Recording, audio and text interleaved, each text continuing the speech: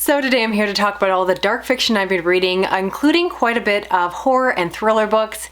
And I gotta say that I feel like my slump is coming to an end when it comes to these genres that I think I love and then give mediocre reviews to, because in this video I have several books that I thought were gonna be just okay, fine, and turned out to be amazing. I have so many surprise favorites here, so many books to talk about with you, and of course a few that I didn't love, which we'll talk about as well.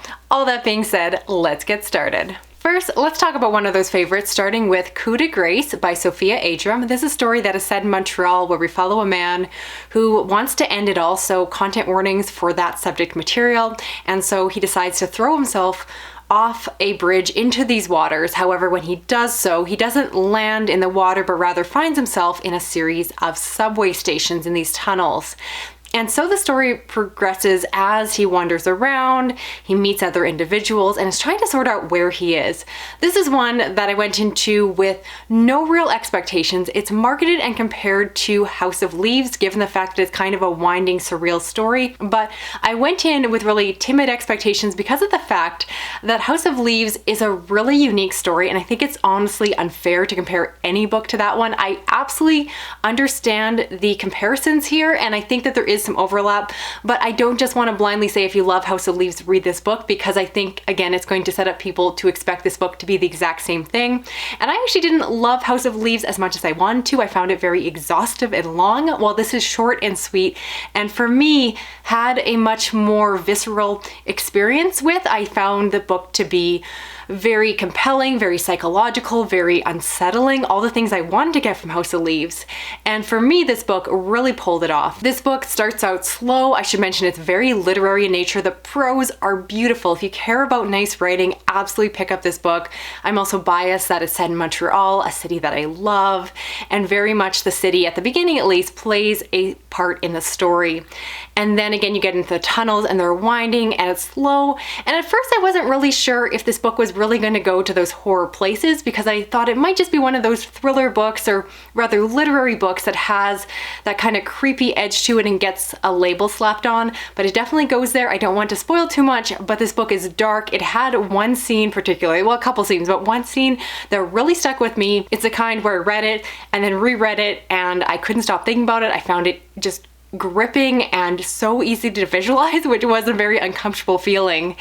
And this book is just, again, full of surprises because it's small, it's sweet, but it's really not. It has some really dark themes, as you can imagine, with that premise, and I really like the way it explores that. And on top of that, it has one of the best endings. I pretty much laughed out loud at the ending. Not that it's funny, but it was so unexpected. It's using something I've seen before, a particular trope or style, that I would never have expected in this book. And so if you're looking for something that's out of the box and it's just doing things in a very smart way in terms of the narrative form, I love this book. I'm just singing its praises and I highly recommend it. Again, if you love anything with more of a literary bent, if you love something that is different, if you're tired of reading the same horror tropes over and over again and want something that might surprise you, or at least have a really good time reading, again, just enjoying the story, seeing it through, and having these deep emotional moments, dark, creepy scenes, all blended into this thoughtful novel.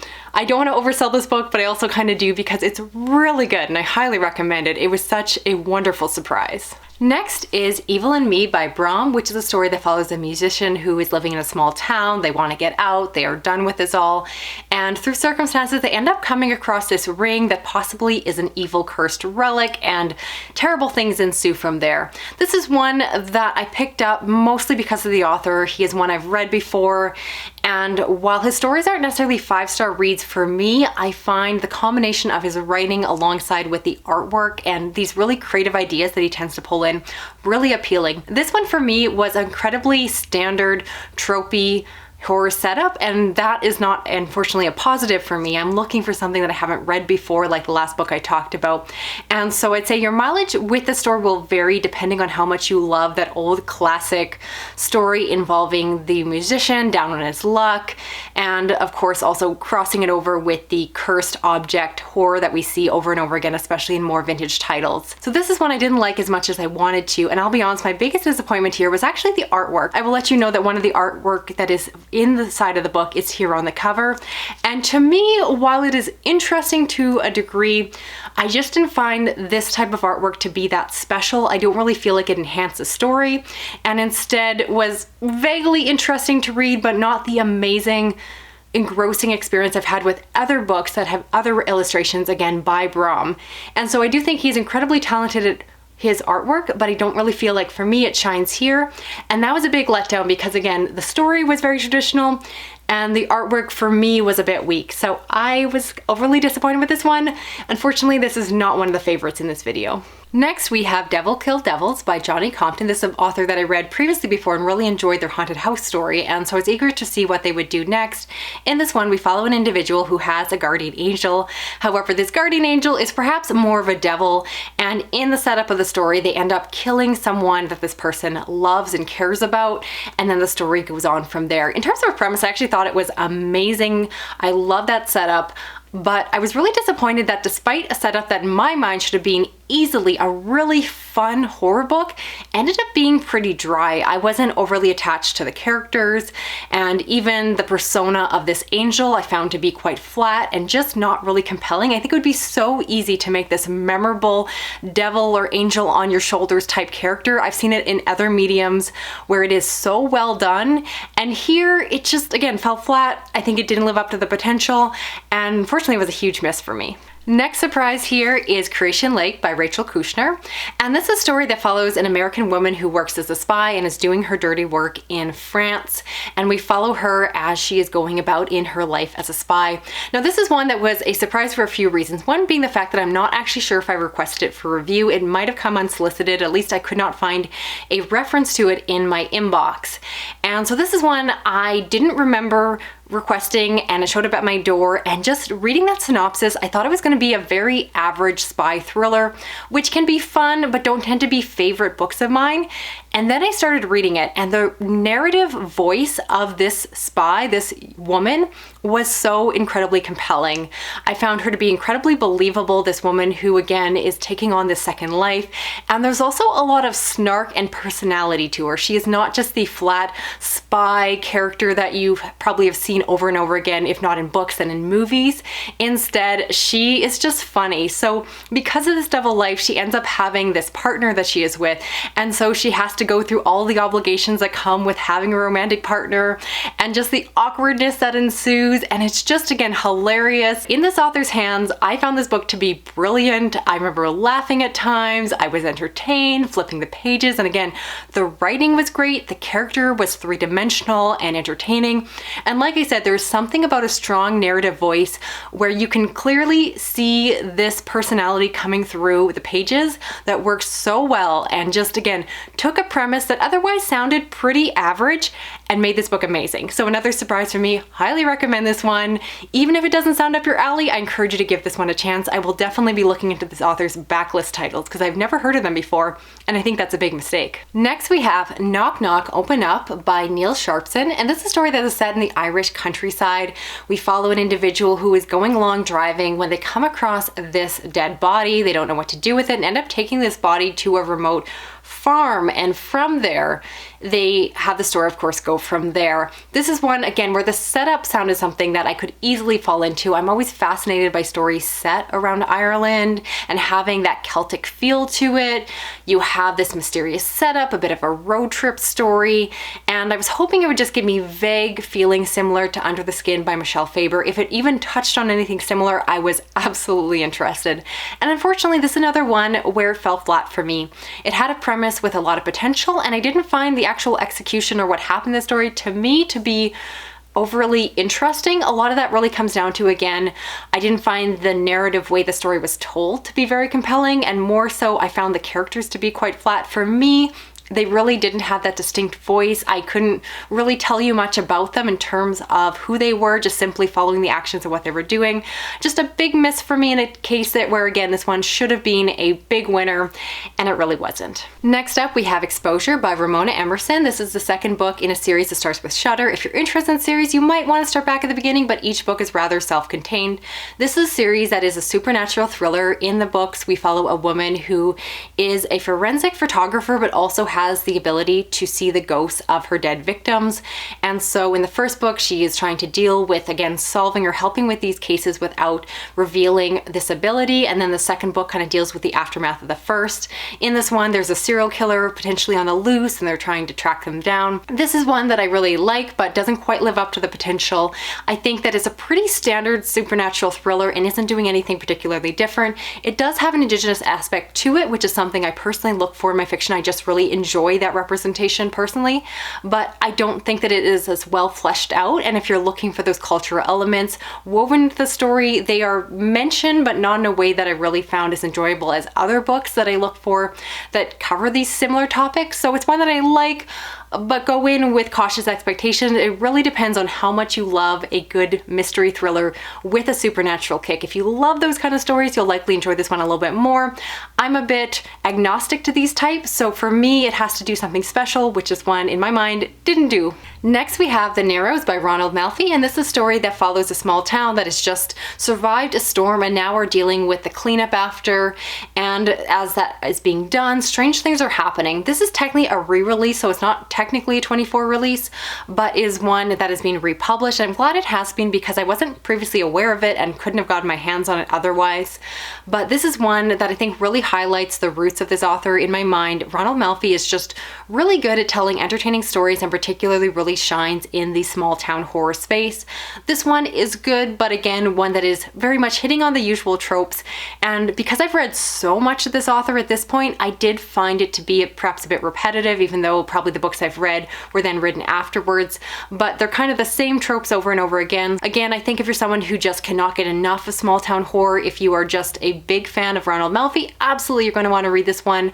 I think it's doing a lot of things right. I just think I'm pretty critical of this time because I want the author to do something I haven't seen him do before, and that's getting harder the more and more I dive into his backlist. Next up, we have So Thirsty by Rachel Harrison, and this is a story that follows a woman who is about to celebrate her birthday. Her husband arranges for her to go on a getaway vacation trip, not with him, but rather with her best friend.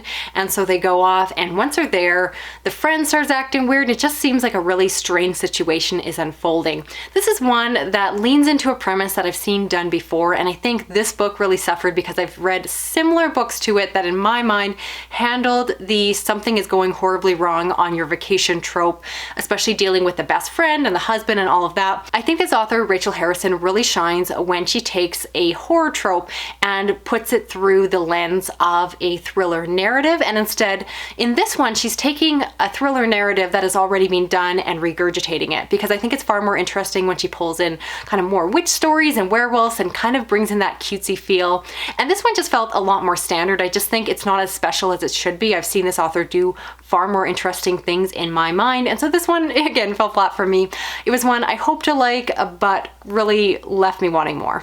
And finally, we have Incidents Around the House by Josh Malerman, and this for me was a complete surprise for a few reasons. One being the fact that I don't necessarily always love this author's work, which might surprise people. I realize that he is incredibly popular, but honestly, he tends to be very hit or miss, heavier on the miss, and even when I like his books, I don't tend to love them. And on top of that, this book, the premise of it is we follow an 8-year-old girl who is this unreliable witness, or character at least in the story, where we follow her and she's living with her family, and she sees this woman that she describes as Other Mummy, and we follow her as these dark, strange things are happening around her, and we're seeing it all through the lens through her eyes.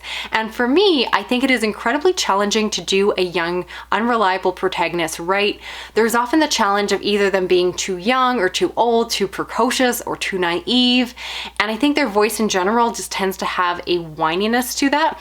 And I'm not even going to say that those elements aren't here, because I definitely think there were places where this character seemed way too young, way too immature, way too annoying.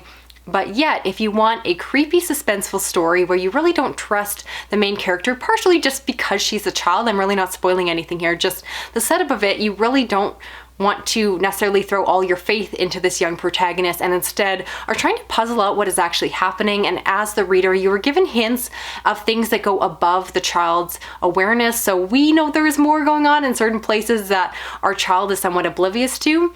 And it's a story where either this works or it doesn't.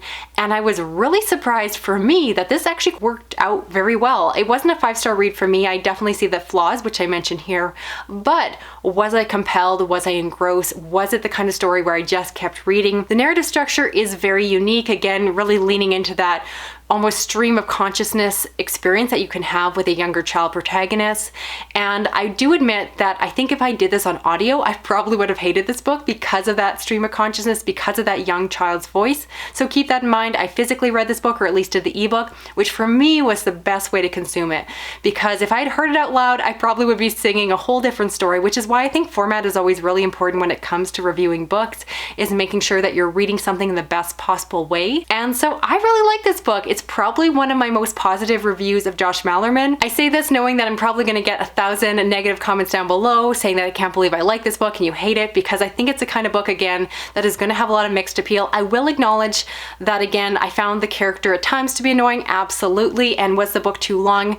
Definitely. I think it would have been much better served as a very short novel, maybe even novella. I think I would have loved it even more, but it just maybe came at the right time, hit the right notes for me, and I had a good time with it. So that's it for this video. I'd love to know the books I talked about. Which ones are you planning on checking out for yourself? I'd love to have your opinions. What are some of the biggest disappointments or surprises, especially when it comes to new releases this year?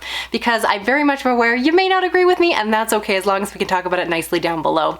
If you're new to my channel, I hope you stick around and subscribe. I do cover a lot of these new releases, which can be helpful if you're trying to figure out what to buy, what to borrow, and what to skip.